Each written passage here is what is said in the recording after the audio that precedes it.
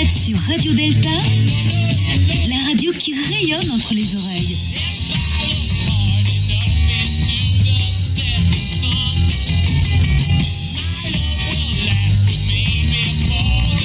Radio Delta. Bonjour à tous, bonsoir à tous. Vous êtes sur Radio Delta, la radio qui rayonne entre les oreilles. Oui, ça, elle rayonne entre les oreilles, cette radio. Alors, bonsoir à tous. Nous sommes le vendredi 25 octobre, il est 20h, et vous êtes à l'écoute de Radio Delta pour 2 heures de direct sur l'émission L3 Soleil. Bonsoir tout le monde, bonsoir nos chroniqueurs. Bonsoir, on va commencer par les hommes, parce qu'on va mettre les femmes en vedette ce soir, puisqu'on va parler des loges féminines. On va commencer par Jean-Laurent Turbet. C'est pour ça qu'on commence par les hommes. Le grand féministe Jean-Laurent Turbet qui est là avec nous. Bonsoir. Oui, bonsoir Philippe Benamou, bonsoir mes très chères sœurs. On vous demandera tout à l'heure ce que vous pensez vraiment de la franc-maçonnerie féminine. Oui. Marie-Françoise. Bonsoir Marie-Françoise. Bonsoir Philippe. Marie-Pascale également. Bonsoir Philippe. Gilles à la technique. Bonsoir. Gilles est là. Alors on va parler ce soir, et Père Jean-Michel Dardour qui est là aussi à côté. Il n'y a pas encore de micro Jean-Michel, mais il va pas tarder à prendre un micro. Bonjour à tous. C'est normal, c'est un homme, donc il ne parle pas Nous ce avons soir. également Ingrid et Nancy qui sont là avec nous ce soir, qui sont des pierres brutes. Bonsoir. Mais vous n'avez rien d'autre à faire, mes jeunes femmes, le vendredi soir, que de venir vous embêter avec des vieux. Bon. Alors, on va parler ce soir de loges féminines, de franc-maçonnerie féminine, on va parler de femmes. Et avant ça, je précise que sur Radio Delta et sur toutes les émissions de Radio Delta, il n'est pas nécessaire d'être franc-maçon pour participer à cette radio, et ça on le sait, y compris les invités. On n'a pas d'invités exceptionnels ce soir, nous avons que des chroniqueurs et des chroniqueuses exceptionnels. Tu es en train de nous dire que nous ne sommes pas exceptionnels chroniqueurs. Il n'y a pas d'invités, c'est-à-dire il n'y a pas de personnes qui ne font pas partie de l'équipe, qui viennent parler de formation féminine. Ce soir, on a invité Marie-Françoise et Marie-Pascale. Et nous sommes elles font partie de l'équipe, rappelle-toi. Je propose qu'on fasse tous cette émission au féminin, donc nous sommes tous des chroniqueuses, y compris Jean-Laurent Turbette. Aïe, ça commence mal. Alors et puis toi c'est Gillette et moi c'est Philippette, c'est ça? Philette. Donc on va faire une émission en notation, comment on appelle ça Marie-Pascale, les notations inclusives, c'est ça, voilà, hein, tout à fait. Ça va être terrible, mais ça passe pas à la radio, ça je crois. Hein. Donc on n'a pas besoin d'être franc-maçon et franc-maçonne pour parler dans ce poste, et chacun s'exprime ici à son titre personnel, et non pas au titre de son obédience, son rite, son gourou, sa loge, sa secte, etc. etc. Peut-être pour introduire un peu le sujet, si je puis me permettre, c'est vrai que pour le grand public, si on faisait un micro-trottoir et qu'on demandait aux gens c'est quoi pour vous la franc-maçonnerie, je suis quasiment sûr que presque 100% des questions seraient au masculin, enfin les réponses plutôt seraient au masculin. On parlerait des francs-maçons, on parlerait du Grand Orient de France, on parlerait d'un certain nombre peut-être de grands maçons illustres. On oublierait certainement la franc-maçonnerie féminine. Or, la franc-maçonnerie féminine existe, et nous allons la découvrir ce soir ensemble. Un peu qu'elle existe. Un peu qu'elle existe. Hein. Alors Marie-Françoise, c'est quoi cette maçonnerie féminine? Alors il y a, je sais pas, 1 an, 2 ans, je vous avais raconté un peu la grande saga de l'initiation des femmes en France. Et là, on peut y revenir parce que j'ai l'impression qu'on a déjà tout oublié. Alors, mes très chers frères et néanmoins amis, vous avez évoqué les loges masculines lors de la dernière émission. Nous laissons le soin de parler aujourd'hui, avec Marie-Pascale, des loges féminines. Et quel ne fut pas mon étonnement de constater que certains d'entre vous, n'est-ce pas Daniel, nous suggéraient des invités appartenant à des loges mixtes. Voilà. Mais non, mes chéris, votre présence n'est absolument pas indispensable pour maçonner. Eh ben, nous allons partir. Je propose que tous les hommes sur ce plateau quittent immédiatement. Non, vous devez vous instruire, ouvrir vos oreilles. Oui. Je vous laisse organiser pour une autre fois une émission sur les loges mixtes, pourquoi pas. Mais ce soir, vous nous avez laissé carte blanche pour parler des loges monogenres au féminin, comme les autres. Les vôtres sont monogenres au masculin. Alors, Marie-Françoise, juste pour préciser les choses, puisque là, on utilise des termes qui sont peut-être pas très connus des profanes qui nous écoutent. Quand on parle loge mixte, on comprend bien qu'il y a des hommes et des femmes. Ouais. Quand on parle loge féminine, il n'y a que des femmes. Mais c'est un peu plus compliqué que ça. Il faut parler d'initiation, c'est ça? Il me semble que je vous ai déjà raconté l'arrivée en France de la franc-maçonnerie en un temps où les obédiences n'existaient pas. Et ces loges-là, les loges féminines, ont existé dès le début à côté des loges masculines. Et la plus ancienne dont on ait trace était à Bordeaux. On ne sait rien d'elle, sinon qu'elle existait, puisqu'un procès verbal de la loge Langlaise en 1743 rapporte que des frères s'étaient vus reprocher de leur avoir rendu visite et qu'un frère, membre du clergé de surcroît, fut suspendu 3 mois pour en avoir amené en loge.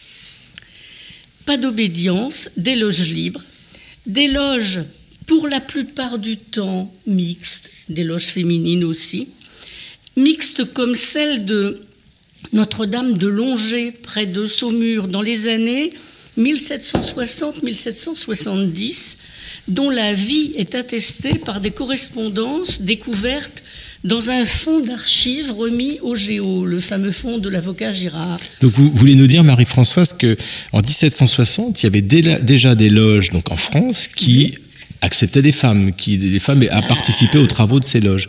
Est-ce que c'était des loges mixtes ou c'était des loges masculines auxquelles les femmes avaient accès? Je crois qu'on ne peut même pas les définir comme D'accord. ça. En 1743, à Bordeaux, il est bien dit des loges de dames.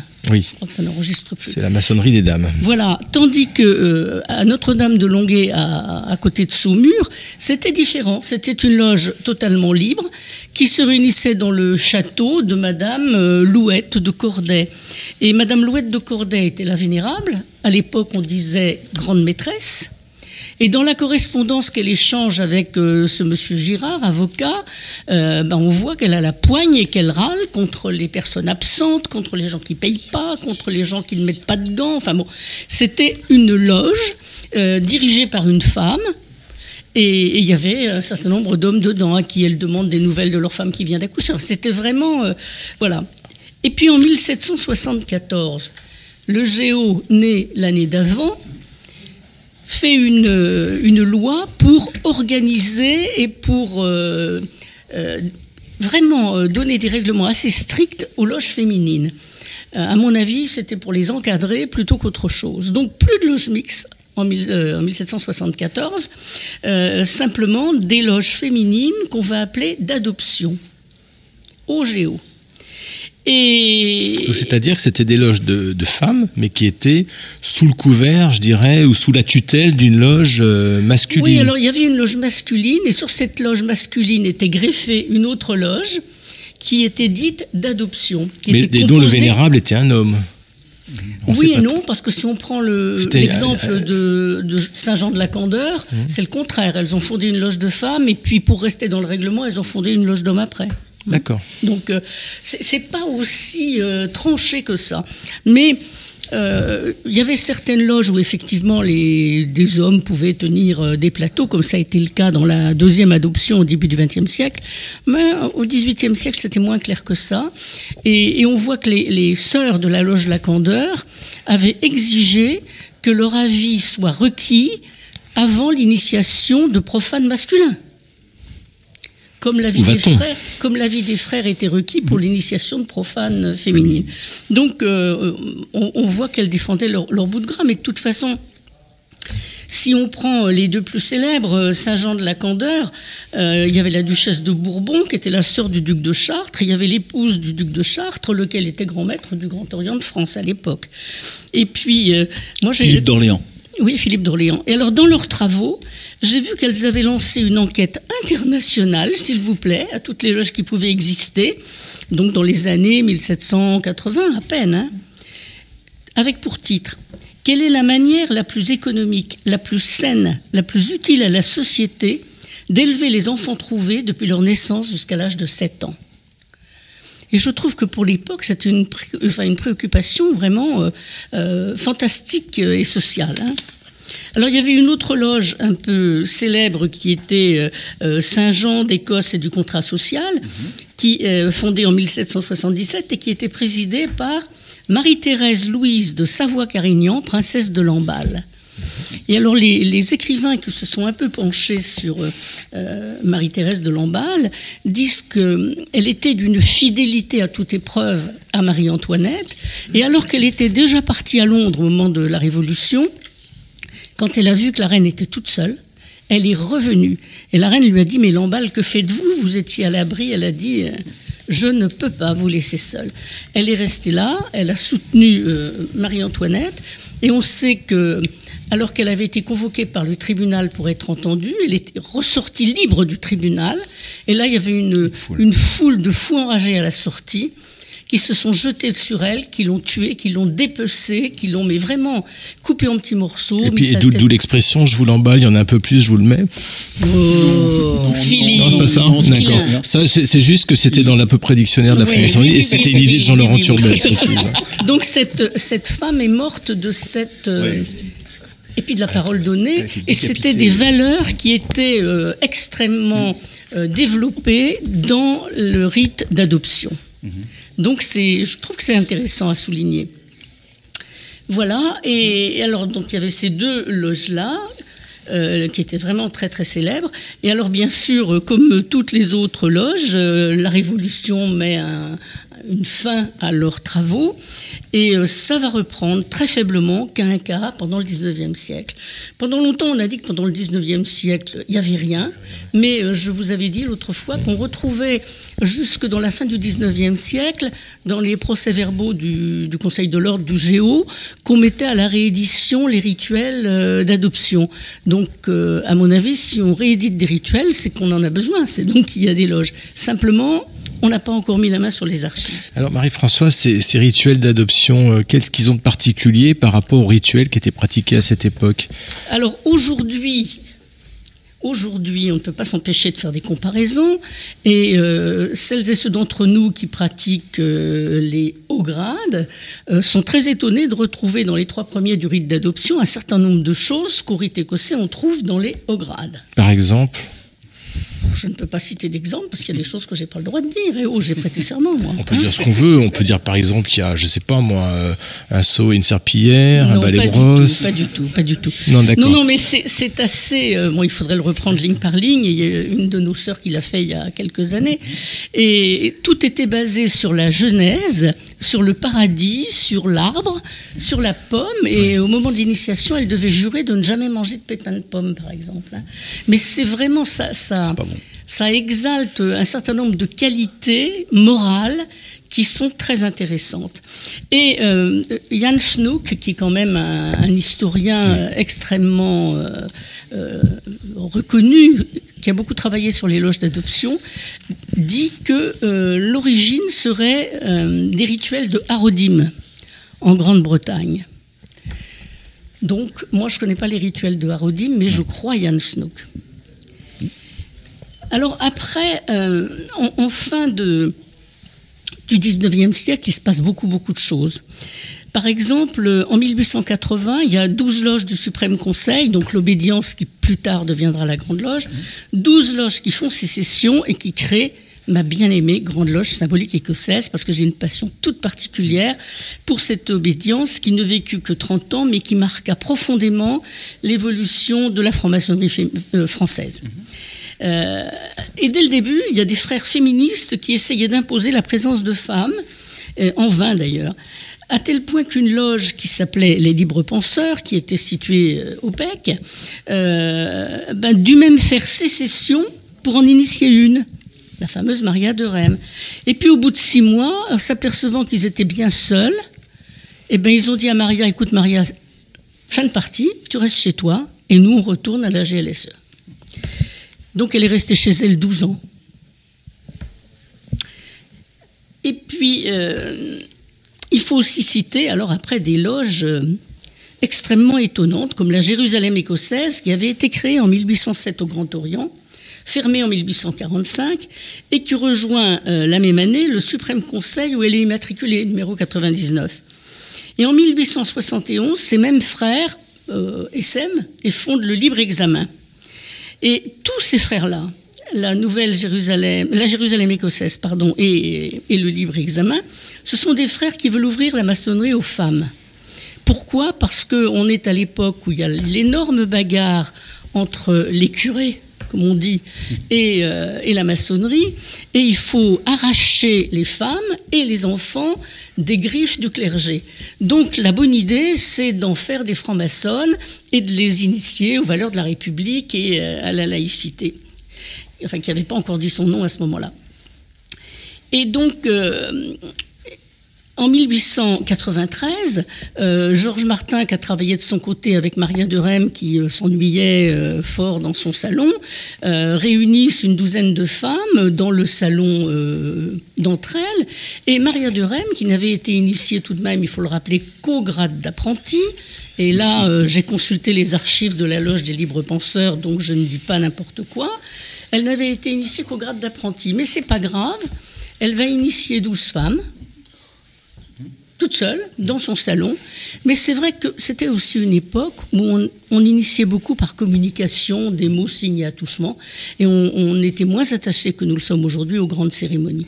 Et donc, avec cette douzaine de femmes, plus Georges Martin qui passait parce qu'il avait vu de la lumière, eh ben, il crée une première loge, mixte parce qu'il y avait Georges Martin, et de cette loge, ils font une obédience dont les statuts ont été déposés en 1893 et qui s'appelle le droit humain. En 1897, donc, la Jérusalem écossaise, qui était à la Grande Loge, alors ceux-là, ils ont eu une vie agitée. Hein.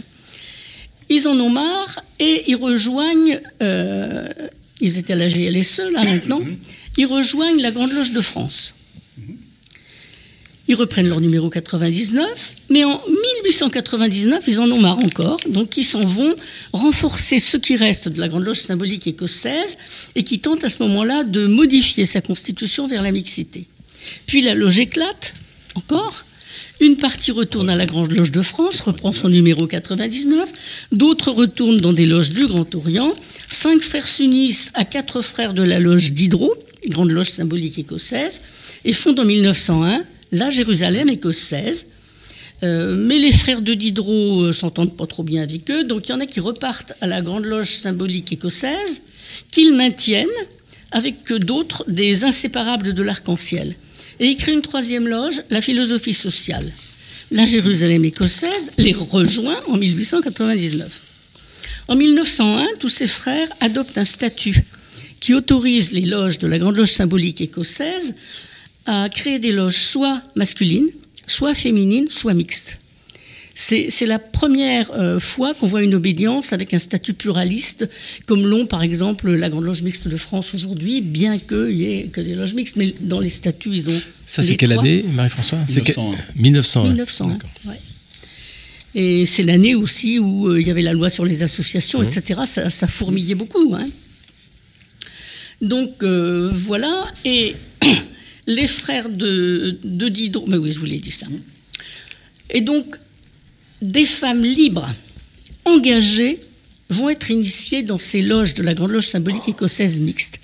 Mais alors, attention, ce n'est pas des épouses bien élevées, comme celles qu'on trouve au droit humain, où on trouve surtout des épouses, des filles bien... Enfin, bourgeoises, bien élevées, pas un mot de travers, voilà, et qui reconnaissent l'autorité du mari et du père. C'était exigé par ce cher Georges Martin. Là, c'est pas les mêmes, c'est des pétroleuses. C'est des femmes qui préfèrent rester célibataires plutôt que de perdre leur liberté en tombant sous la tutelle d'un mari. Des femmes comme Madeleine Pelletier ou un peu plus tard Louise Michel, qui initiée 6 mois avant sa mort et qui regrettera toujours qu'on ne lui en ait pas parlé avant. Et donc, ce sont des vraies pétroleuses. D'ailleurs, quand la Grande Loge symbolique écossaise va exploser, Georges Martin a écrit, le document existe, qu'il ne faut surtout pas les recueillir au DH parce qu'elles vont pervertir les femmes bien rangées de son obédience. Alors, l'idée de la chronique de ce soir, qui est intitulée « La franc-maçonnerie à quoi bon ?», m'est venue en lisant un flyer d'une conférence d'un certain Philippe Benamou sur le même sujet qui a eu lieu le 18 octobre dernier à Lille. Ah, j'ai connu Philippe Benamou. Ah oui, un certain Philippe Benamou que nous connaissons peut-être vaguement. C'était à l'Osmose Café, qui est un petit café place du marché Loisem à Lille. Et je salue Guy, Jean-Noël et Sandy s'ils nous écoutent. Ouais, on a vu les photos. Alors, Philippe oui, Grillé. Oui. Grillé complet. Alors, c'est dû à Philippe Benamou, mais pas que.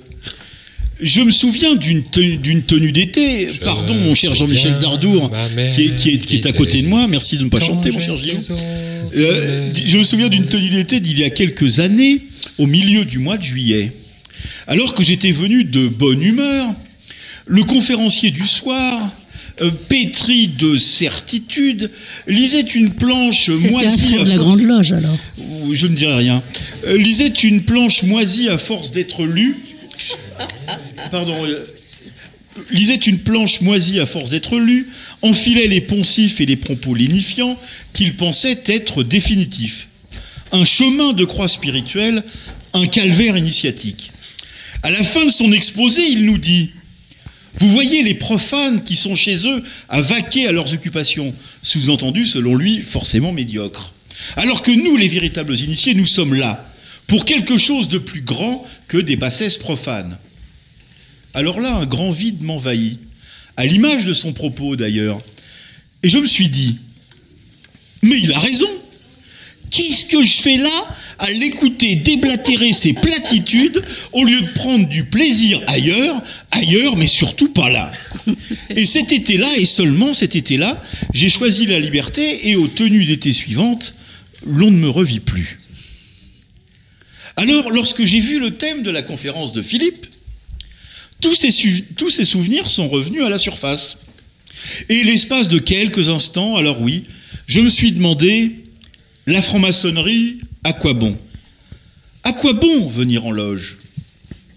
À quoi bon, plutôt que de boire un coup avec des potes, d'assister aux cours gratuits du Collège de France, de relire Stendhal, d'écouter Brassens, Brel, Renaud ou Barbara, de relire Belle du Seigneur, d'écouter Sgt. Pepper et Exile Live at Leeds, LA Woman, Babylon by Buzz, Blonde on Blonde, de relire La Recherche, de flâner dans les sous-bois des forêts nivernaises, de pêcher au bord d'un étang, de murmurer les notes avec Glenn Gould, de pleurer avec Billie Holiday, de regarder une série sur Netflix, de se marrer avec Rézère, de réécouter des proches, de regarder pour la 200e fois les tontons, de jouer de la musique, de retrouver son âme d'enfant avec Gaston, de dévorer la légende des siècles, de regarder l'or du soir qui tombe et les voiles au loin qui descendent vers Harfleur,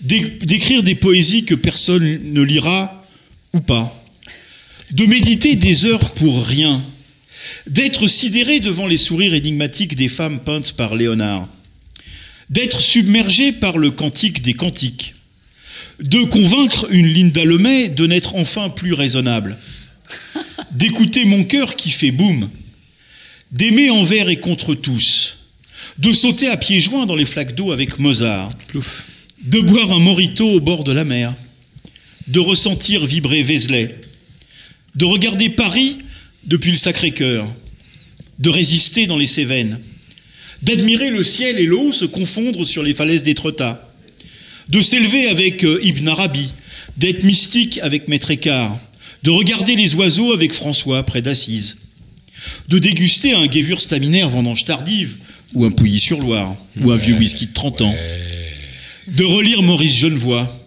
d'imaginer un monde meilleur avec John Lennon, de pleurer sur le temps qui passe avec Léo Ferré, d'aimer la vie, de l'aimer même si le temps est assassin et emporte avec lui le rire des enfants. Comme un petit coquelicot, mesdames, comme un petit coquelicot nouveau.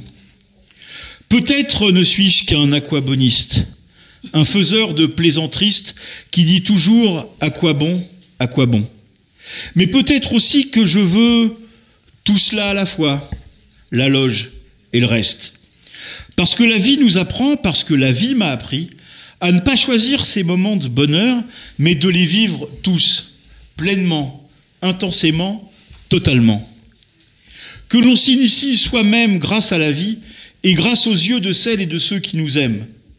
Parce que maintenant je sais que tout le temps perdu ne se rattrape guère, que tout le temps perdu ne se rattrape plus. Et pour ne plus être à la recherche du temps perdu. Juste pour resituer dans l'histoire des femmes ce qu'a présenté Marie-Françoise sur l'histoire des femmes en franc-maçonnerie, bien avoir en tête qu'avant la Révolution française, les femmes étaient relativement libres. Je disais que les femmes étaient très libres. Elles allaient dans les réunions publiques, elles s'exprimaient. Elles n'avaient pas le droit de vote, mais c'était vraiment pas dans leurs revendications. Elles avaient la parole, elles la prenaient, elles participaient, elles géraient leur fortune. Elles étaient, j'ose pas dire l'égale des hommes, mais elles étaient très bien insérées dans la société. Elles reprenaient les affaires des maris décédés, par exemple. Absolument, sans aucun souci.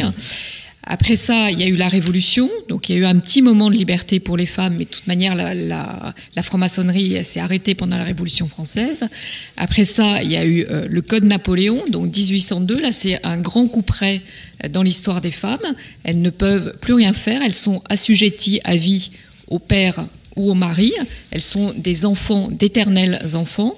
Et là, ce qu'a bien dit Marie-Françoise, la franc-maçonnerie féminine n'existe plus sous aucune forme que ce soit. Alors que la franc-maçonnerie masculine, sous Napoléon, elle a largement proliféré, si on peut dire. Elle s'est installée, voilà. Je mets un petit bémol, Marie-Pascale, sur la franc-maçonnerie féminine pendant l'Empire, mais je le dirai après. Tout à fait, ouais, je sais à quoi tu vas faire allusion. Et après ça, en fin du 19e siècle, donc 1850-1870, il y a tout le mouvement dans la société des féministes qui émergent avec les suffragettes en Angleterre et en France avec le terme de féminisme qui apparaît avec Hubertine Auclair qui revendique, qui est une pétroleuse selon le terme de Marie-Françoise, qui revendique haut et fort le droit de vote et qui entraîne les femmes dans ce mouvement-là. Donc c'est bien pour resituer cette histoire de la franc-maçonnerie féminine dans l'histoire des femmes. Oui, je voulais juste faire une petite incise pour dire que pendant la période napoléonienne, les loges masculines ont fort bien fonctionné, mais c'était quand même une manipulation incroyable de Bonaparte, puis Napoléon, qui voulait reprendre le contrôle de toute une partie de la société via les loges, en mettant ces hommes partout. Et côté femmes, eh bien, Joséphine avait été initiée avant la Révolution. On n'a pas retrouvé tous les documents, mais il y a des choses qui sont certaines. Et donc, il confie à Joséphine les loges féminines. Et elle fonde en particulier une loge qui s'appelait La Colombe, avec Cambacérès. Donc voilà. Et même quand ils ont divorcé... Cambacérès faisait partie des loges féminines. Oh, pardon. Oui, j'allais le dire, Jean-Laurent. Tu m'as ôté la bouche, si je puis dire. Non pas Cambacérès, mais le propos. Nous ne dirons pas sans sur lui. C'est quand même lui qui fait partie des rédacteurs de l'horrible Code Napoléon. Hein. Donc, voilà. Au moment de la libération de Paris, quelques sœurs qui avaient fait partie du secrétariat central des loges féminines avant-guerre sont allées trouver le grand maître de la Grande Loge de France, qui lui revenait d'avoir résisté en Angleterre. Michel Duménil de Gramont. Voilà, Duménil de Gramont, qui avait la lourde charge de réorganiser sa maison, qui avait été quand même bien saccagée sur le plan physique pendant la guerre. C'était moins de 3000 frères, hein, en 40. Oui, les frères étaient complètement dispersés. Oui, il faut rappeler la première loi de Pétain en 40 sur l'interdiction des sociétés secrètes. Il faut rappeler l'exposition du Grand Palais sur la franc-maçonnerie. Il faut rappeler le pillage des temples maçonniques. Enfin voilà, il faut rappeler tout ça rapidement. Et le pillage des archives que les Allemands se sont fait repiquer par les Russes après. Voilà, et qu'on a récupéré récemment. Oui, et on n'a pas tout récupéré, on le sait maintenant. Hein. Raven est allé là-bas, et il sait qu'il y en a encore, il les a vus. Jacques Raven, qu'on salue au passage. Salut Jacques. Salut Jacques, ouais, moi j'aime bien. Et donc, c'était difficile. Nos sœurs, Fabienne Lécharpe, donc je vous ai dit, elle avait été initiée en 1923 dans la loge d'adoption liée à la loge où était son père. Et elle me disait qu'elle avait connu l'occupation pendant la Première Guerre mondiale dans le Nord. Et ça lui faisait très peur, et donc elle a réuni quelques copines, et elles ont fait un grand feu de cheminée, elles ont brûlé. Elles ont brûlé des décors, elles ont brûlé des archives, elles ont brûlé des rituels, elles ont brûlé plein de choses. Mais elles n'étaient pas toutes là autour de ce feu, il y en a qui en ont gardé. Et par exemple, j'ai retrouvé le petit carnet avec les noms et les adresses de toutes les sœurs de Minerve. On trouve un tas de choses. Et on a retrouvé, dans les archives de la Grande Loge féminine de France, on a même retrouvé ce qu'on appelle l'obligation, c'est-à-dire les papiers qu'on remplit avant d'entrer, avec les testaments philosophiques, les enquêtes, etc. Donc voilà, aujourd'hui, on n'a plus le droit de garder tout ça. Oui, on les brûle. On les brûle. Minerve, c'était Gentilly qui était à Minerve. son mari. Gentilly, Maxime Gentilly, qui avait été mouillé dans l'affaire Stavisky. Stavisky, oui. Stavisky, oui, c'est ça. Oui, voilà. je suis suicidé d'une balle dans le dos. Voilà, et donc, oui, Maxime Gentilly s'était sauvé à Marseille, et Anne-Marie était restée à Paris, s'était occupée de la maman de Maxime, et puis voilà, et après-guerre, elle a fait partie de celles qui ont essayé de voir avec Duménil de Gramont si les sœurs pourraient revenir trouver leur place à la Grande Loge. Et alors Duménil de Gramont, qui avait déjà fort à faire avec sa Grande Loge, qui était en train de négocier à l'époque d'une main la reconnaissance, la fameuse reconnaissance par les Anglais, et de l'autre main une éventuelle fusion avec le Grand Orient de France, tout de même, à cette époque-là. Hein. C'était le bon temps. Non, mais il y avait cette idée issue de la résistance, d'ailleurs, voilà. de l'union des forces maçonniques. On s'est battus ensemble, on va repartir ensemble. Et lorsqu'il faut se rappeler aussi, pour comprendre la situation de Duménil de Gramont, c'est qu'on dit vous cherchiez à vous rapprocher des Américains. Pourquoi on cherchait à se rapprocher des Américains qui étaient de l'autre côté de l'Atlantique? Non, ils étaient là partout, ils avaient plein de bases ici. Parce que les Américains étaient physiquement dans les temples de la Grande Loge de France, oui. Avant d'aider la Grande Loge nationale française à se reconstituer également, qui étaient quelques centaines de frères anglo-américains à l'époque et quelques Français. Oui, ils travaillaient dans un temple rue Puteaux. Ils étaient dans leur temple était rue Puteaux. Donc les Américains, quand on dit vous travaillez avec les Américains, bah oui, ils étaient là. Enfin, en vrai, c'était pas difficile de les trouver, les Américains à l'époque. Et pas qu'à Paris, parce qu'il y avait toutes ces bases américaines partout en France. Moi, j'ai connu les dernières à Metz, à La Rochelle, etc. Et bien entendu, les frères américains rendaient visite aux frères Donc, français. c'était pas idiot pour les francs-maçons. Je rappelle encore que la Grande Loge de France en 1944, c'est 3-4 000 frères. C'est pas 34 000 frères comme aujourd'hui. Le Grand Orient, ils doivent être à peine 8-10 000, 8 000 frères et encore en 1944. Et la Grande Loge nationale française, c'est quelques centaines de frères. Donc, se dire qu'on va unir nos forces pour faire une espèce de grande loge L'union unie, sacrée. Unie de France reconnue par nos frères anglais et américains. Enfin, je veux dire, ça semblait pas si idiot que ça à l'époque. Non, il faut chaque fois recontextualiser, sinon on ne comprend pas. Hein. Ouais.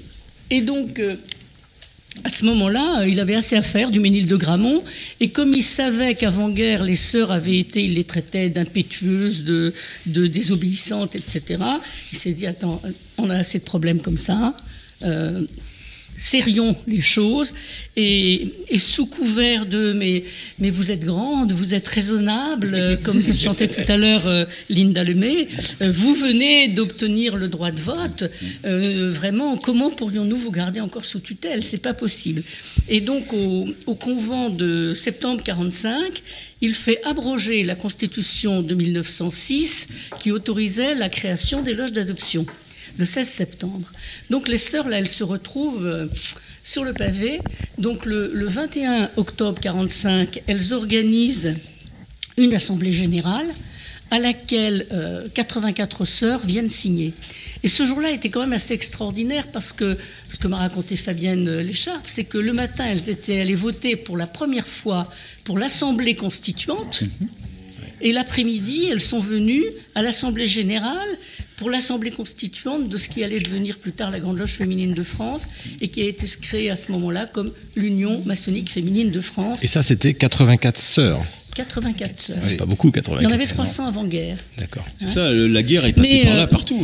J'ai trouvé dans les archives le travail du comité de reconstruction qui a existé dans toutes les obédiences, où on écrivait à tous les membres pour leur demander, il y avait une liste de questions précises, qu'est-ce que vous avez fait pendant la guerre, de quoi avez-vous vécu? Il y avait des comités d'épuration, oui. Avez-vous travaillé avec des Allemands, des sociétés allemandes, enfin, et donc les sœurs ont pris la même grille, elles l'ont envoyée aux sœurs, et on a dans nos archives rue de Reuilly maintenant les réponses d'un certain nombre, et sur les réponses, il y en a 2 qui n'ont pas été reprises.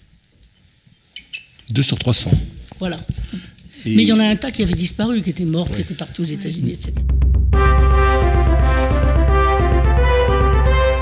Nous sommes à Paris au début de l'année 1348. La capitale reçoit alors une visite inattendue. Bonjour, c'est la peste noire.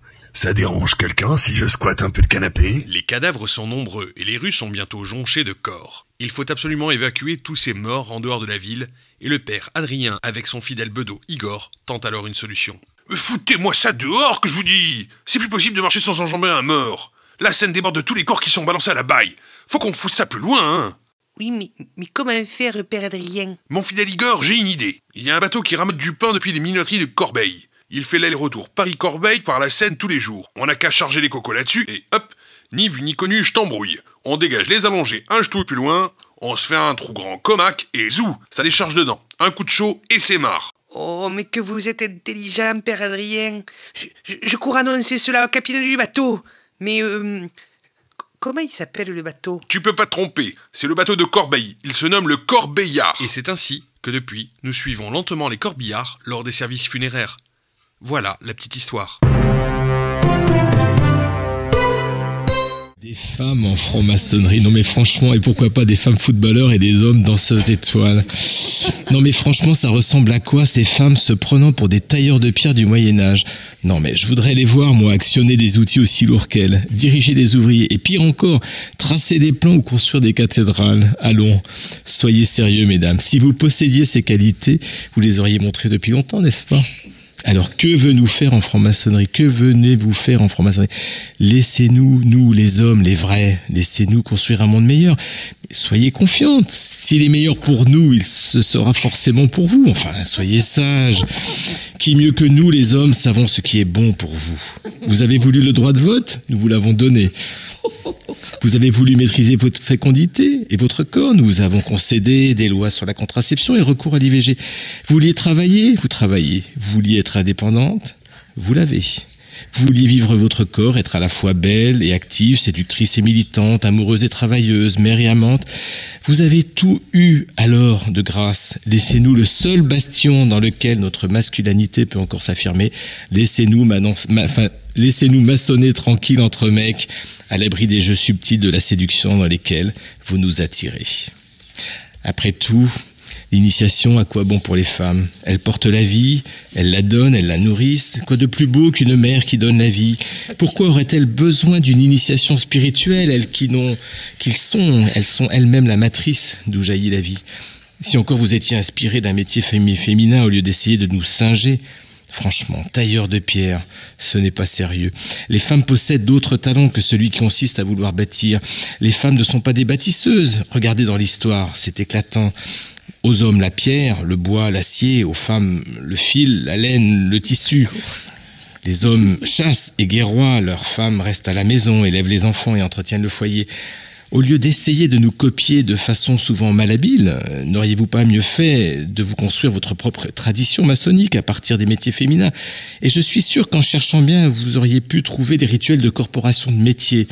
Des métiers féminins, bien sûr, presque aussi bien ficelés que ceux des métiers masculins. Tenez, les tricoteuses, voilà une corporation féminine. Les brodeuses, les tisseuses, les patchworkeuses, tous ces gestes du fil et de l'aiguille. Point de pierre à tailler, point de ciseaux, de maillet, de fil à plomb, mais du tissu à découper et à assembler, des pelotes à tricoter, des fils à broder. Du métier, oui, mais du métier à tisser. Certes, vous allez m'objecter que cela est une vision archaïque, voire réactionnaire du rapport homme-femme. Allons, mesdames, cessez de croire au lendemain qui chante.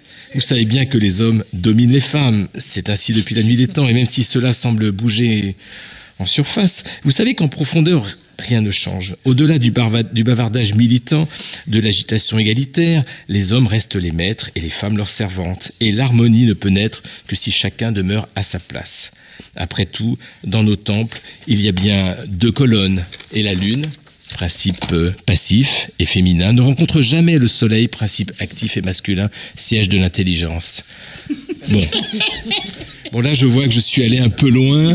Encore un qui ne parle pas allemand. Mais après tout, c'est votre faute, mesdames. C'est vous qui avez commencé. Alors, laissez-nous tranquilles. Cependant, nous remarquons que vous avez fait des efforts. Vous avez fait des efforts pour vous émanciper. Alors, nous vous avons imaginé une franc-maçonnerie simplifiée, entièrement tournée vers les femmes. Une franc-maçonnerie d'adoption.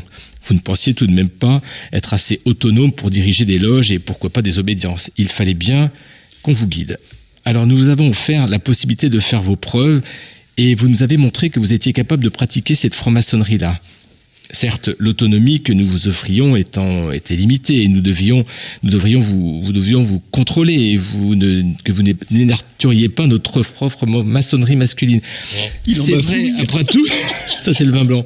C'est vrai, après tout, notre vision romantique du monde, votre attirance pour les affaires sentimentales où le cœur prime sur la raison, où l'émotion brouille votre discernement. Bref, il ne fallait pas que notre franc-maçonnerie, qui, je le rappelle, repose sur une tradition d'essence masculine, soit dénaturée par des courants féminins ou pire encore par des mouvances féministes. Alors laissez-nous tranquilles. Alors je sais ce que vous allez nous dire, mais je connais vos objections. Vous pensez que nous avons peur de vous. Allons, peur des femmes.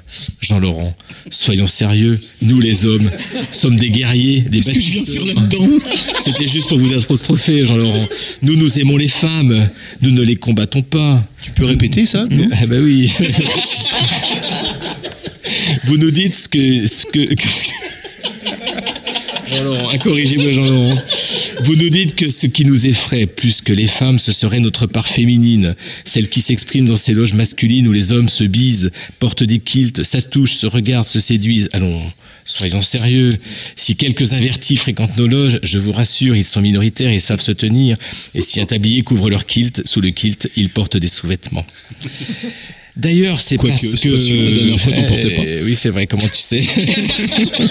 On l'a retrouvé sur le siège du Vénet. Voilà. D'ailleurs, c'est parce que nous sommes des hommes, des vrais, que nous savons que nous ne pouvons résister à vos charmes, que nous nous fermons l'accès à nos loges. Imaginez un peu des femmes en mini-jupe assises en face d'hommes.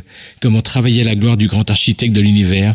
Comment chercher le principe lorsque l'origine du monde nous est si proche. Certes, nous aurions pu vous obliger à vêtir de longues robes noires comme celles que portent les sœurs de la Grande Loge féminine de France, mais là encore, vous auriez été les premières à crier à la discrimination, et très vite, les plus revendicatrices auraient obtenu que les hommes portent eux aussi des robes noires pour cacher leur corps. Des hommes portaient des robes noires, et puis quoi encore ? Des bigoudis ? Pourtant, pour avoir assisté à quelques réunions de loges féminines, merci Marie-Françoise de m'avoir invité, nous devons vous accorder que vous travaillez bien, très bien même, pour des femmes. C'est le pire des trucs à dire. Ah non, je crois, oui. C'est Marie-Françoise qui m'a dit le pire des trucs, c'est les mecs qui disent vous travaillez bien quand même pour des femmes. Sinon, on a envie de les défenestrer tout de suite. Oui, heureusement, il n'y a pas de fenêtre dans nos loges. Il y en a, mais elles sont grillagées. Alors, vous avez su, mesdames, adopter les qualités masculines nécessaires à un bon maçon. Alors, pourquoi féminiser ainsi les termes de la franc-maçonnerie ? Cela frise de ridicule. Compagnonne, maîtresse, surveillante. Vous avez tout féminisé. Tout, ou presque. Puisque vous n'êtes pas torse nu lors de votre initiation. Ah, ce torse nu féminin, objet de fantasme chez de très nombreux francs-maçons visiteurs, soucieux de voir, si vous en avez, des seins, bien sûr, pas des couilles. Et si vous n'en aviez pas profité pour en couper un, pour pouvoir ajuster votre baudrier, comme jadis les Amazones se coupaient un sein pour pouvoir mieux tirer à l'arc. Voilà, j'en ai fini de la caricature. Eh oui, c'était une caricature. Pourtant, j'aurais pu encore noircir des pages et des pages tant j'en ai entendu sur ce sujet. L'avenir me dira si j'ai exagéré le trait. Et puis, vous savez, moi, je m'en fous un peu de tout ça. Je travaille dans une obédience masculine, alors les femmes... Merci, Philippe Benamou. C'était effectivement le résumé de tellement de remarques, de poncifs, effectivement, les gars qui arrivent et qui vous disent, les gars, je dis les gars, même pas les frères, qu'est-ce que vous travaillez bien, les sœurs ? Alors en général, je réponds, tu veux dire que dans ta loge, vous êtes vraiment très en dessous du niveau. Que répondre d'autres. Bon. Mais voilà. En 46, on trouve 90 sœurs. En 57, elles sont 250. En 66, elles sont 514. Et en 75, 30 ans après la création de l'obédience, on ouvre la loge numéro 60. Donc vous voyez que la progression a quand même été pas très rapide. Et puis en 1973, ouverture à d'autres rites. La grande maîtresse de l'époque, ayant eu une conversation avec le grand maître du Grand Orient, a compris que le Grand Orient voulait ouvrir une loge féminine pour que les sœurs puissent travailler au rite français. Et alors pour contrer ça, elle a demandé la patente du rite français pour que la loge en question soit créée au sein de la Grande Loge féminine de France. Donc c'était mettre le doigt dans une obédience multirite. Et cette même année 73, on a créé 3 loges de rite français dans 3 variantes. unité au rite français Groussier, celui qu'on connaît le plus au Grand Orient, une loge à Neuilly qui s'appelait Phénixia, qui existe toujours, au rite français 1801, qui était une autre variante, un petit peu plus proche de l'écossais, mais quand même très rite français. Et le rite français rétabli, qu'au Grand Orient on connaît comme rite français philosophique, avec la source en Belgique, parce qu'à l'époque il n'y avait pas de grande loge féminine de Belgique. C'était les pionnières qui allaient fonder des loges en Belgique et en Suisse. Et en 1974, sous la pression d'un certain nombre d'autres sœurs, elles sont retournées demander une autre patente, cette fois-ci le ZIG, le ZAG, le rite écossais rectifié, avec une loge à Lyon qui s'appelait l'Arbre de Vie, qui par la suite est devenue une loge indépendante. En 1977, elles acceptent le retour au sein de la GLFF d'une loge sauvage qui s'appelait Cosmos, qui avait été fondée en 1959. Après qu'il y ait eu l'espèce de putsch interne là, fait par Gisèle Fèvre, qui avait fait voter qu'on allait mettre à l'étude le rite écossais, et en fait de le mettre à l'étude, il a été imposé tout de suite. Donc la grande maîtresse de l'époque, Rosette Ankart, a été folle furieuse. Elle n'admettait pas qu'on abandonne un rite qui était riche et qui était structurant, et bon voilà. Donc avec une dizaine de sœurs, elles sont parties et elles ont fait une loge qu'on disait à l'époque sauvage. Les autres n'ont pas toujours été très chouettes parce que j'ai trouvé une lettre qu'elles avaient écrite aux propriétaires des locaux à Clichy en leur disant qu'il ne fallait surtout pas louer à ces dissidentes. Ben, on connaît, hein. Donc elles ont travaillé toutes seules, elles ont beaucoup végété. Et en 1977, elles ont eu la permission de revenir en GLFF en modifiant un peu leur rituel pour s'adapter. Donc elles ont dû introduire dans leur rituel liberté, égalité, fraternité, qu'elles ne disaient pas, enfin d'autres choses comme ça. Et puis on continue, on ne s'arrête pas là. En 1999, des sœurs avaient demandé à ouvrir une loge au rite anglais émulation, mais en langue anglaise, et ça n'a pas été accordé du tout à cette époque-là. Et en 2018, la première loge au rite ancien et primitif de Memphis-Misraïm a été créée. C'est notre loge, Marie-Pascale et moi. Les sources du Nil. Voilà. Donc la grande loge féminine partie sur une maçonnerie d'adoption qui n'était pas reconnue par les autres. Il faut se rappeler qu'en 1947-1948, une héroïne de guerre comme Eliane Brault, qui avait fait faire l'évacuation de la ville de Thann sous les bombardements allemands, elle faisait partie de la première armée, Eliane Brault qui avait été initiée à Minerve, elle n'était jamais à Paris à cause de ses activités politiques, etc. Donc elle voulait aller au DH et le DH l'a réinitiée comme une profane. Si bien que les sœurs de l'Union maçonnique, scandalisées, l'ont exclue parce qu'elle avait renié ce qu'il avait construit. C'était pas parce qu'elle était partie au DH, c'est parce qu'elle avait accepté d'être réinitiée. Voilà, c'était un petit peu l'histoire. Mais on parle de loge, on n'a pas dit ce que c'était une loge. Hein? Juste un point, on a parlé de la loge Cosmos que j'ai visitée il y a quelques années. Elle est un peu particulière, cette loge, parce qu'elle travaille à un rite... le rite d'adoption. C'est le rite d'adoption, et je crois que c'est la seule loge. C'est la seule. Et alors, quand j'ai visité cette loge... On ne parlait pas du rite d'adoption. Oui, mais bon, là, elle travaille à un rite d'adoption. Et quand j'ai visité cette loge, donc il y a quelques années, et d'ailleurs, c'est très intéressant de visiter une cérémonie d'initiation à Cosmos, il y avait un chercheur hollandais qui était là. C'est Jan Snoek. Voilà, ça devait être lui, et qui était aux anges, parce qu'il travaillait sur ce rite, et il m'avait dit, s'il n'y avait pas cette loge, je ne pourrais jamais voir ce rite en action. Voilà. Et d'ailleurs, lorsque j'étais aux affaires, j'avais demandé aux affaires, j'adore. Oui, j'avais demandé aux sœurs j'avais demandé aux sœurs de Cosmos, mais pourquoi est-ce que vous ne réactivez pas les degrés supérieurs, puisque c'était en 7 degrés, les 3 loges bleues plus 4 grades au-dessus. Vous le faites entre vous, mais ça serait dommage un rite meurt si on ne le pratique pas. C'est vrai. Et puis, elles ne sont pas nombreuses, et elles n'ont pas eu le temps de le faire. Mais et je crois qu'elles pratiquent les deux rites. Il y a le rite d'adoption et le rite écossais ancien et accepté. On ne pratique que le rite d'adoption. Mais un certain nombre d'entre elles ont une double appartenance avec une loge écossaise. En fait, à partir du XIIe siècle, des communautés de femmes se constituent dans le nord de la France et de l'Europe. C'est les béguines. Pour être admises, les candidates devaient être veuves ou célibataires pour ne pas être à charge ni avoir de charge. Lorsqu'elles s'engageaient, elles acceptaient les règles de vie communautaires. Elles n'étaient pas cloîtrées. Elles ne prononçaient pas de vœux, elles vivaient dans le béguinage. C'est des petites maisons individuelles centrées sur un espace commun. Elles étaient autorisées à avoir une activité commerçante, à gagner de l'argent dans les institutions. Elles revendiquaient des pratiques spirituelles, sans aucune tutelle, et en particulier celle des autorités religieuses, et ça ne se passait pas bien avec les autorités religieuses.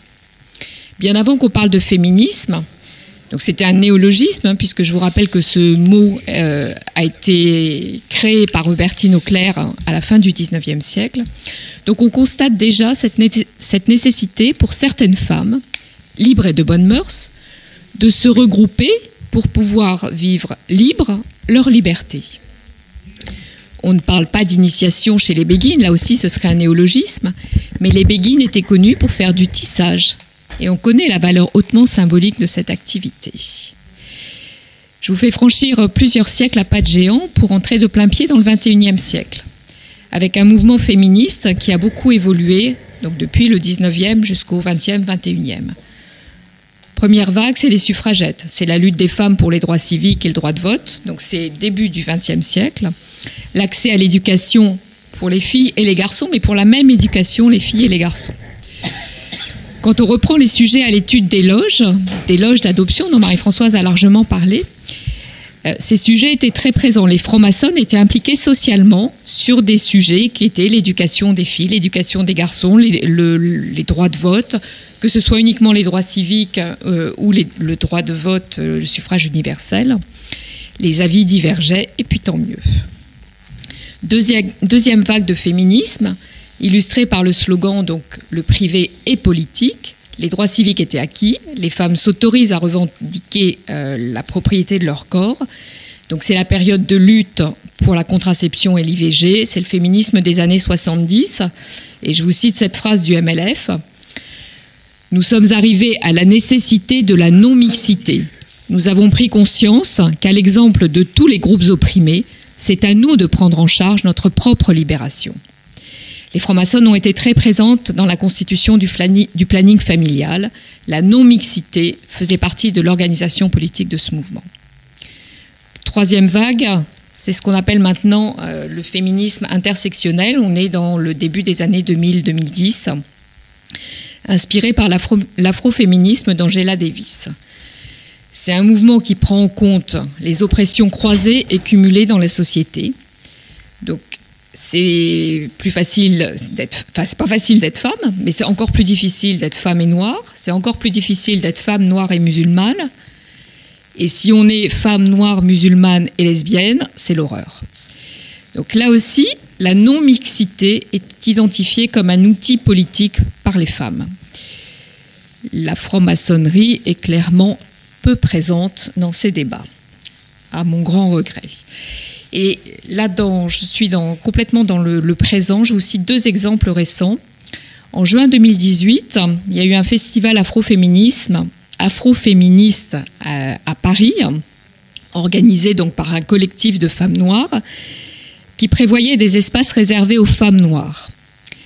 La journaliste et militante Rokhaya Diallo explique pour elle, en tant que femme noire mais complètement française, la nécessité de la non-mixité pour lutter contre les inégalités et obtenir l'émancipation des minorités discriminées.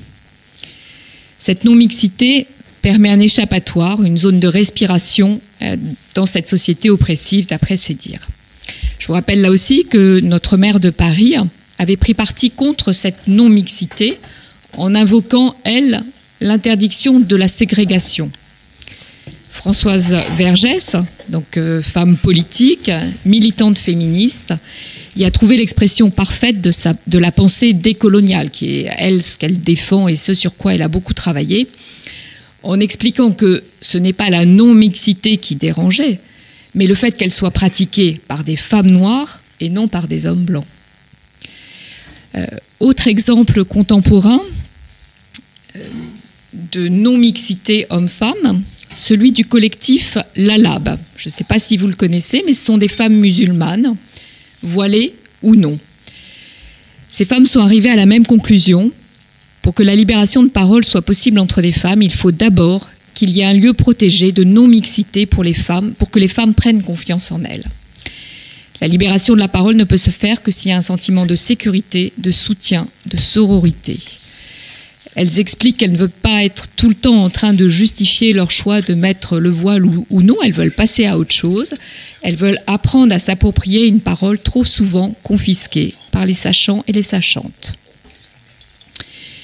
Vous l'avez remarqué comme moi, dans l'espace public, ce sont les hommes, musulmans ou non, et les femmes blanches qui expliquent aux autres femmes si elles doivent ou non porter le voile. On entend très peu les femmes voilées dans l'espace public dire leur choix.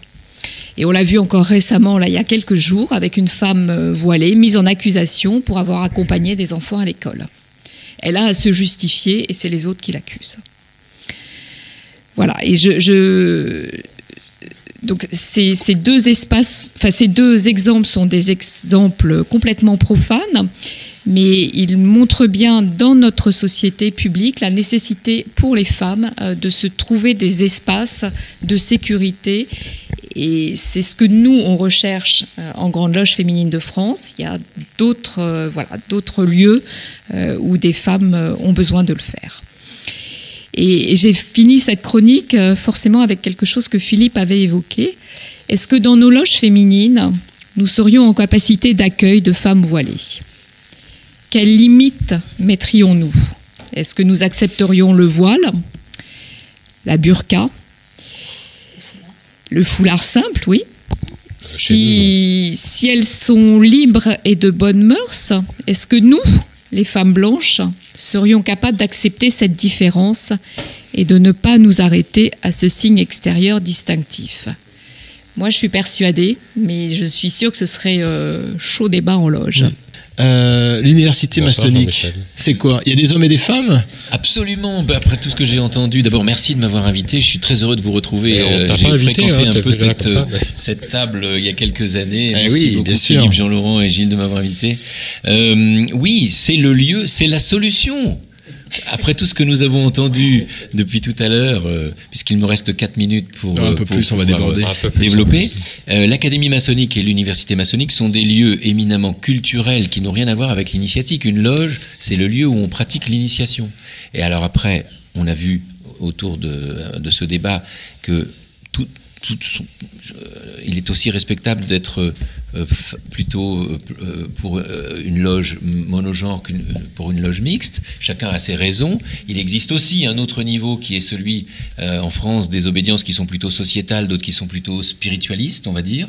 En général, ce sont plutôt, je pense, je m'exprime pour moi-même, mais les obédiences spiritualistes sont monogenres, bien que la Grande Loge féminine soit plutôt, je dirais, traversé par les deux courants, à la fois, je dirais, spiritualiste et aussi... Nous sommes totalement monogenres. Oui, monogenre, mais je parle d'un autre niveau. Je parle entre spiritualiste et sociétal. Nos loges sont généralement à la fois. Vous avez un peu les deux. Bon, tout cela est respectable. Comment pouvons-nous nous retrouver ? Eh bien, il existe des lieux dont j'ai la chance et l'honneur de présider, qui sont l'Académie maçonnique et l'Université maçonnique, qui sont ouvertes à tous et toutes. L'université à partir du 1er degré, l'apprenti, et l'académie pour les maîtres et les maîtresses. Toutes obédiences, tout grade, peuvent venir travailler avec nous. Ce sont non pas des loges, mais des lieux où l'on travaille sur des sujets qui nous permettent d'approfondir tout ce que nous travaillons en loge, sur le plan culturel, historique, philosophique, sociologique, sur les grands mythes, sur le rite. Et c'est le lieu justement où on peut comparer nos expériences alors que nous ne sommes plus dans un lieu initiatique. C'est formidable quand on discute avec une sœur ou un frère et qu'on peut se dire tiens, c'est comme ça que vous pratiquez, vous aussi vous avez ça. Alors, d'ailleurs, j'ai découvert à cette occasion une petite anecdote quand même qui m'intéresse, c'est que au moment, on va pas révéler, il y a des profanes qui nous écoutent, mais quand même, j'ai appris par l'une de nos sœurs que lors de l'initiation en Grande Loge féminine de France, à un moment donné, à la fin de l'initiation, on dit à la nouvelle sœur qui vient d'être initiée, très chère sœur, vous venez de vous êtes vivre. L'un des pôles de l'humanité. Vous êtes l'un des pôles de l'humanité, mais n'oubliez jamais qu'il y a l'homme et l'autre pôle. Eh bien, je vais vous dire quelque chose, Marie-Françoise. Je pense que ça mangerait pas de pain. Ça n'engage que moi. Ouais. Que nous, à la Grande Loge de France, nous puissions dire la même chose de la femme. Ouais. Ça nous aiderait d'autant plus, peut-être ensuite, à travailler entre nous, entre hommes. Après l'avoir dit, c'est mieux de l'avoir dit. Voilà, c'est ce que je pense. Mais tu sais, voilà, l'essayer, c'est l'adopter. Alors, je reviens à mon sujet. C'est la différence entre l'académie et l'université maçonnique. Alors, l'académie maçonnique a été créée il y a 10 ans par notre regretté frère Michael Segal, qui était à la fois un maître et un frère et un ami. Michael, si tu nous entends, tu es invité. Voilà. Et puis ensuite, par d'autres frères évidemment avec lui, qui était une petite équipe que j'ai rejoint il y a 5 ans pour créer ensuite l'université maçonnique après l'académie. Donc l'académie se réunit au 3e degré, tous les 3e samedis du mois, sur des sujets qui sont traités soit par des frères, soit par des sœurs au grade de maître. Et puis ensuite, l'université, les 4e samedis, sont des sujets d'un ordre beaucoup plus général. Nous avons en général un profane qui est un spécialiste d'un sujet, suivi ensuite d'un éclairage maçonnique par un frère ou une sœur d'une obédience. Alors, par exemple, demain matin, si vous n'avez rien à faire, après le petit déjeuner, vous pouvez nous rejoindre à 10h30 rue Puteaux. Vous aurez une séance de l'université maçonnique dans laquelle il y aura un sujet qui est celui éminemment historique, qui est celui de Lafayette, la vie de Lafayette. Tout d'abord, notre frère Jean-Pierre Thomas, qui je crois vient de temps en temps ici, Bonjour Jean-Pierre. Fréquenter votre cercle, qui nous traitera de l'indépendance américaine et de la guerre d'indépendance américaine vue par les francs-maçons français. Lafayette. Et ensuite, un frère du Grand Orient de France qui s'appelle Bruno Vasse viendra nous parler des 2 visages de Lafayette. Tout cela devant une audience de frères et de sœurs qui poseront des questions et ensuite iront se restaurer au restaurant d'en face. Ah ben voilà, enfin ça c'est la solution à tout ce que nous avons dit. Fréquentez les loges que vous voulez, mais retrouvons-nous ensuite tous ensemble pour partager nos expériences dans des lieux comme l'académie ou l'université maçonnique. Et je précise que nous allons fêter notre 10e anniversaire, c'est très important. Vous êtes tous invités le 19 novembre prochain. Pour les sœurs qui n'auraient pas eu la chance de visiter le grand temple de la Grande Loge de France, eh bien il nous sera prêté par la Grande Loge de France pour fêter notre 10e anniversaire en présence du grand maître Pierre-Marie Adam. Et ce sera en direct sur Radio Delta. Eh bien, merci Radio Delta de nous soutenir. En direct. Et nous avons demandé ce soir-là, c'est un mardi soir, finalement, puisque nous travaillons en permanence sur la fraternité, on a invité des amis, des proches de la fraternité, mais qui ne sont pas des francs-maçons, à nous donner leur point de vue sur la fraternité. Vous aurez Joël de René, le prospectiviste, Pascal Pic, le paléo-anthropologue, qui connaît aussi bien l'homo numericus que l'homo erectus. Vous aurez Mathieu Baudin, l'historien, une philosophe de la Renaissance qui s'appelle Karine Safa, et une autre amie qui s'appelle Caroline Fayet, qui est spécialiste des réseaux sociaux. Donc nous allons parler de la fraternité aujourd'hui. Pour fêter nos 10 ans, nous essaierons de voir ce que pourra peut-être être la fraternité dans 10 ans. Voilà, donc c'est le 19 novembre, c'est ouvert à tous, pas de tenue, pas de décor, venez en jean si vous voulez, et venez nous soutenir pour les 10 ans de l'Académie maçonnique. Ils vont croiser toute cette foule, vont pas s'en remettre. Hein. Ils vont adorer surtout, ils vont regretter de ne pas être dans une loge mixte. Eh oui.